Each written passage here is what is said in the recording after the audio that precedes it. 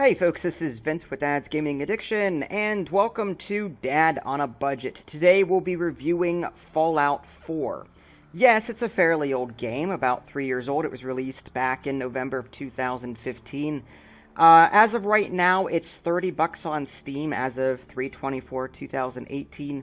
I have about 135 hours on record for those of you curious. So what is Fallout 4? Most of you probably know already, but just in case, it's a first-person / third-person open-world RPG.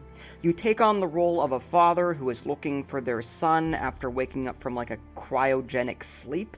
I don't want to spoil the story past that. Yes, I know, 3 years old, there is a statute of limitations there, but hey, some of you may not have had the money to buy it on release, and you're probably maybe wondering, should I pick it up now?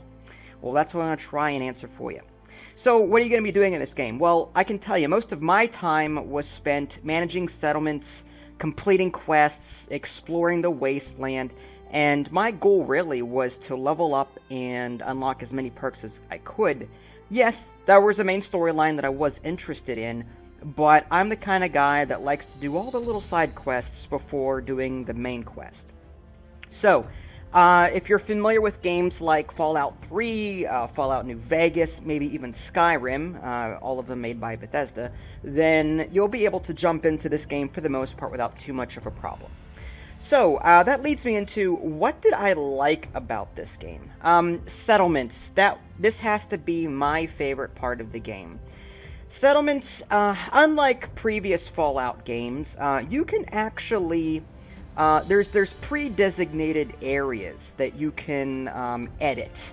You open up like a little settlement / build menu, and you can put down a multitude of things. You can put down furniture, you can put down food resources, water resources, you can put down like boxes or cabinets, even like a communications array powered by, well, you can have like a little power network too. So as long as you have the materials to build these things, but yeah, you can build almost anything you want. You can even like build a house from the ground up, assuming you have the materials to do it. I could easily spend, and I probably half of my 130 hours was spent in a settlement messing around with that kind of thing, just having a little bit of fun. You can put turrets down to stave off enemy attacks. Not only will you have to, like I said, you can put down food and water resources, but you're also going to be managing people. People will be showing up to these settlements, and they're going to be looking for food, looking for water, looking for something to do. You can actually assign these people to various jobs in order to increase your food production. You can assign them to trade routes. So, like I said, there's pre-designated areas on the world map, and you'll be able to create supply lines between two of those locations. The reason that you want to do this is because whenever you open up your build menu to build in that settlement, the only resources that you have are the resources in that settlement. However, if you create a supply line with another settlement that has a bunch of materials, you can actually use those materials to build in the other settlement. So what I like to do is, I like to create one massive, this is where all of my crap goes kind of settlement. And then I create a caravan person in each of the other settlements that I visit, and I link it to that huge one. That way, if I ever need to build anything, I'm able to do it for the most part. There are some rare materials that you'll need to find out in the wasteland. You can scrap objects in the settlement to find like wood or steel, whatever. But you may need some sort of electronic part or crystals or something like that. You can actually tag those resources so that when you go out into the world and you come across objects that can be broken down to give you those things, they'll actually show a little magnifying glass saying, hey, I tagged this for this resource, so I better pick this up. So settlements, that was probably my favorite part of Fallout 4. I really enjoyed that aspect of it. The exploration, another thing I enjoy. Fallout 3 has a lot of memorable moments. Like I would sometimes I came across a building with a bunch of, it was haunted apparently. There were ghosts, and it was like a scary little place. And each location has a little story to tell. Fallout 4 is similar to that. I didn't see as many moments, but like I came across this one robotic factory. I wasn't expecting it, but like I looked into, like as soon as I walked in, I saw like a human skeleton on a table. I'm like, what is this? What's going on? Something bad is going to happen here. Lo and behold, there was a huge honking elite robot surrounded by other robots that were looking to kill me. So yeah, little things like that you don't expect will come up from time to time. Looting is another thing that you'll be doing a lot of in this game, and I enjoy the looting aspect. I'm a hoarder. Again, that huge settlement that I have, I bring everything back. I have a box for each of my filter types, one for weapons, one for armor, one for miscellaneous items, that kind of thing. And I just throw everything in there. And if I need caps, which is the equivalent of money in this game, then I can just easily trash can Carla comes to this settlement that I'm usually at, and I can sell a lot of stuff to her. Or I can just pick up the stuff, go to somewhere else, and sell those items that I don't want anymore for some quick cash. So, I also enjoyed the story. Not a lot of other people enjoyed the story. I did, basically because I'm a parent. I enjoyed it from the perspective of a parent because, you know, when my child was stolen, I was like, okay, this is hitting close to home because I have a son of my own. So, some people probably didn't enjoy the story and probably didn't identify with it, but I did. What is missing from previous Fallout games? The karma system is a huge one. I enjoyed the karma system from Fallout 3. Every time I stole something or did something terrible, a karma system would pop up, and that would actually change the ending that you got. Skills was another one. I mean, you still have your perk tree in Fallout 4, but, you know, like in games like Oblivion, The Elder Scrolls Oblivion, as you continue to perform a certain action, you would level up in that skill. Well, you don't do that anymore in Fallout 4, and that's something that I kind of was disappointed about. As far as, and to sort of build on that, what did I dislike about this game?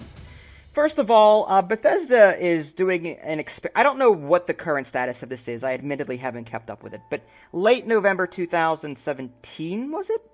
Maybe late 2017, they were experimenting with paid mods via the creation system or whatever it was. And they're charging people to download mods for this game.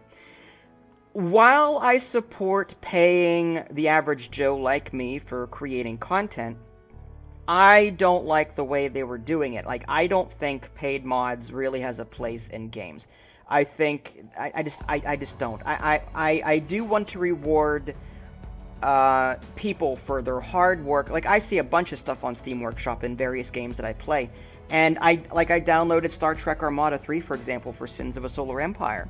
And I was like, this is an excellent mod, and it's all free. Like, I was having a great time with it, and I still do. So, like, if I had to pay for that, I wouldn't have probably downloaded it and enjoyed it.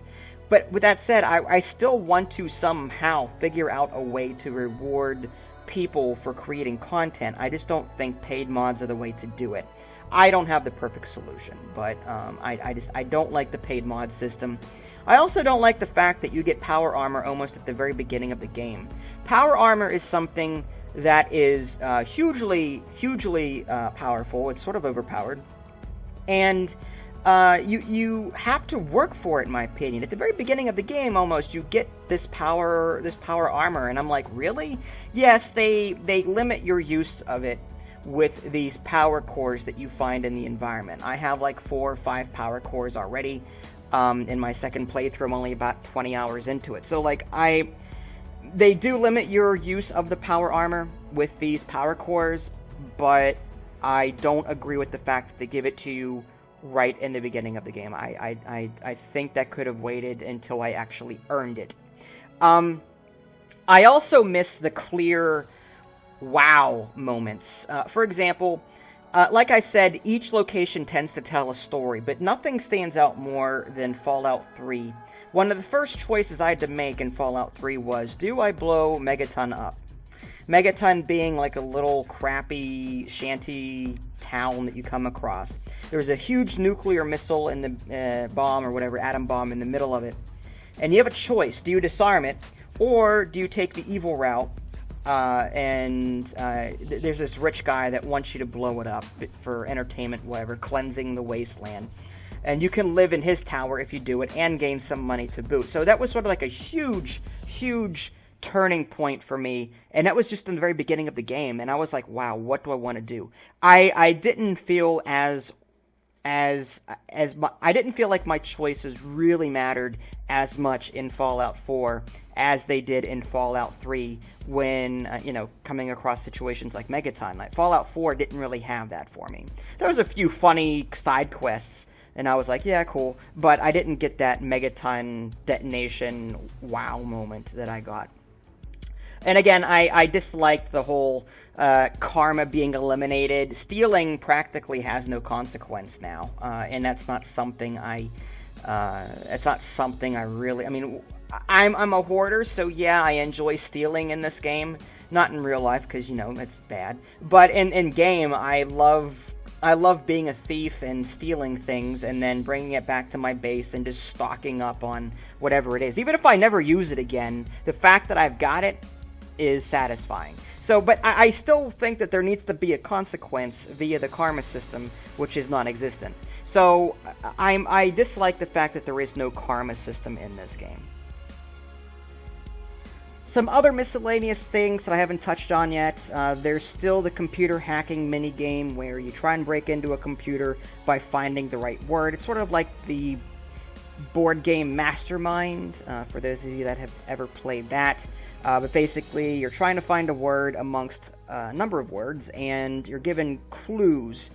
How many correct matches are there in the word that you picked, and then based on that information, you have to try and, deduce, the other words that it could be. Lockpicking, also pretty easy compared to some other games that I've played, the lockpicking minigame. Also, companions, I'm dog meat all the way. I'm a huge dog lover. Animal lover, so when it comes to dog meat, there's no other companion, dog meat or bust. But you do have a selection of other companions in this game. I can't vouch for how good they are because I don't choose anyone else besides dog meat.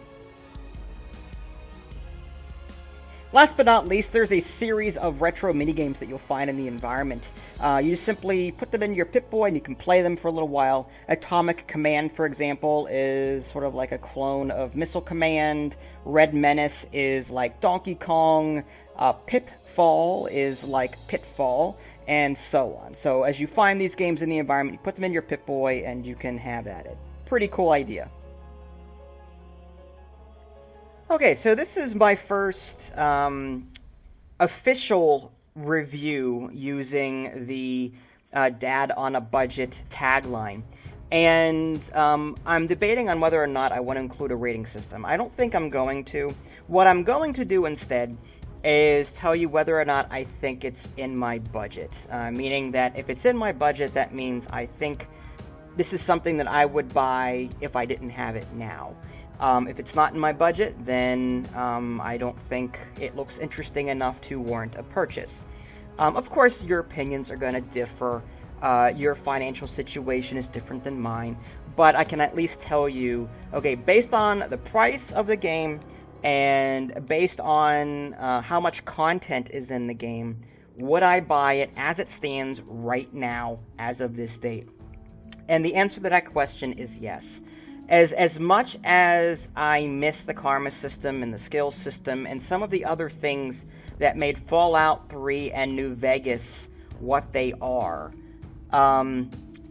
there's still enough content in here, especially the settlement system, to warrant a purchase. Even if it were $50-$60 like it was 3 years ago, I would still buy it at full price. In fact, I did buy it at full price. I remember buying it at full price. But anyway, for those of you that do want a rating / review score, I'm just going to show it off this way. So, with that being said, on a scale of Facepalm Picard to I think you're a superstar Picard, I'm going to give this game a incredibly giddy Picard. I'm hoping that narrows it down for you. It certainly does for me. That is my official score of this game. Take it for what you will. But that does translate into a game that you definitely should purchase. Regardless of the things that it's missing, I think it has a lot of content to offer for the price that it currently is. So with that said, this is Vince. Thanks for watching, and I'll catch you guys next time.